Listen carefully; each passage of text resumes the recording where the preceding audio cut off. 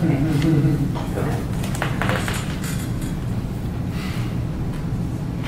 America, you look up at a mansion on a hill and say, one day, I could be that guy. But in Ireland, they look up at a mansion on a hill and say, one day, I'm gonna get that bastard. Said Bono, lead singer of the pop group U2, quoted by Arthur Brooks in his 2012 book, The Road to Freedom.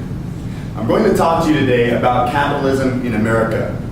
I want to convince those of you who are skeptical about it that there's nothing to fear.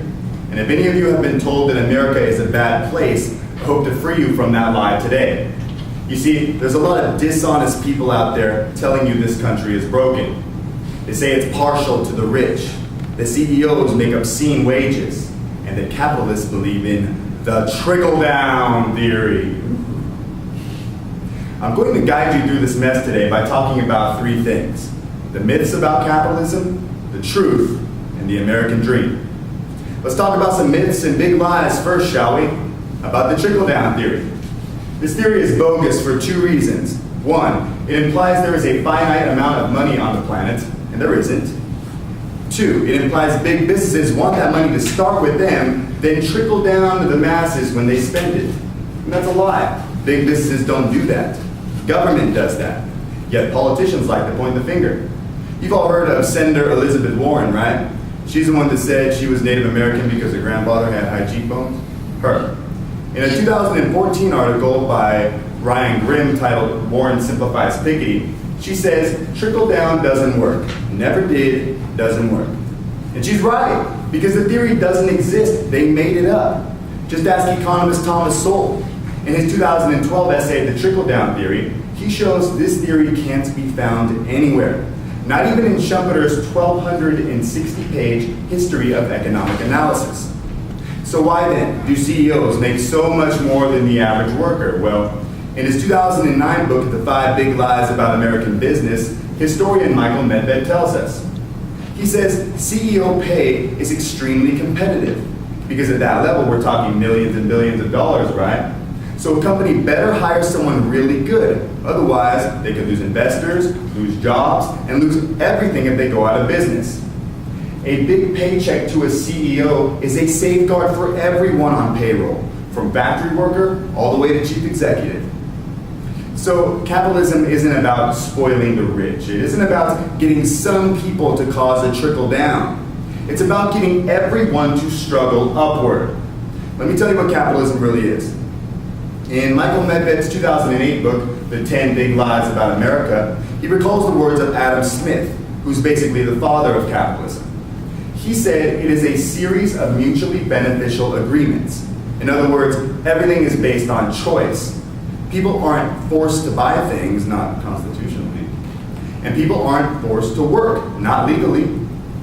Capitalism is based on handshakes, not handcuffs. That means in a free market, you can design your destiny.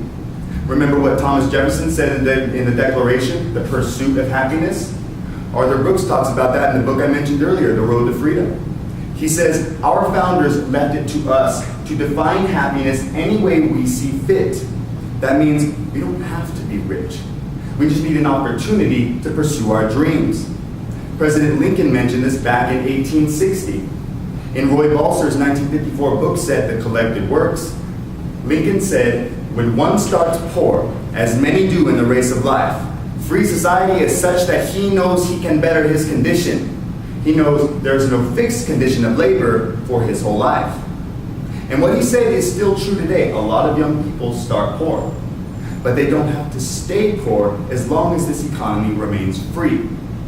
And I know we take that word for granted sometimes, free.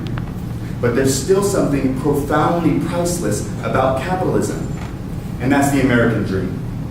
So what is it? Jim Cullen, author of the 2003 book, The American Dream, said it was originally about a chance for free worship, independence from British power. In a 2013 article by Erica Ritz titled State Senator is Back, Senator Elbert Guillory tells us that it's about upward mobility, the poor rising to the middle class. And they're both right. Who in here has parents or grandparents that came here from another country? A lot of you. Me too. and now we're here, becoming professionals. That's the American dream. These freedoms are made possible not because we preserved the British monarchy, but because we told King George to back off. No, you will not usurp us any longer. The American dream is living in every one of you. Don't let your professors tell you it doesn't exist. It does. And I've seen it in you all semester. This debate, this conflict, will survive well beyond my monologue today. But maybe some of you will fight for a different team tomorrow. I've told you about the lies. I've told you what capitalism really is. And I've told you about a dream that's well worth fighting for. So let's fight. This isn't a problem far away. It's all of our problem. Students privileged enough to be sitting in those seats. You. Citizens lucky enough to be living in this country. Us. Humans fortunate enough to be alive. We are gifted so much to be Americans. We need to stop trying to find a governmental fix to the problem. Governments aren't perfect. They can't be, because they are run by human beings and we are all imperfect. The answer lies not in more constriction, the answer lies in more choice, freedom. Isn't that what this country is about? Isn't that what people die for? We proved this experiment worthwhile for so long, and now so many people want to reject it. Why? So many people want something closer to the despotism we left in the first place. Why? I say let's not reincarnate King George. Let's reincarnate the heart and bravery of the soldiers who fought him off. It takes bravery to stand up when the majority is against you. I know. And it takes a humble heart to admit when your philosophies are wrong. I've been there. But it's worth it. And in the name of truth, it's necessary. Those of you who are with me, we can do this. And it starts here. From mind to heart and heart to mouth, we can share this truth. That we can't shrink the successful down to size and make life better for ourselves. It doesn't work that way. We can't capture the universe and bring the stars down to us. No. The only way we can get closer is by reaching toward them. And even if you fail, even if you only make it halfway, still, you will be out of this world. Thank you, everyone.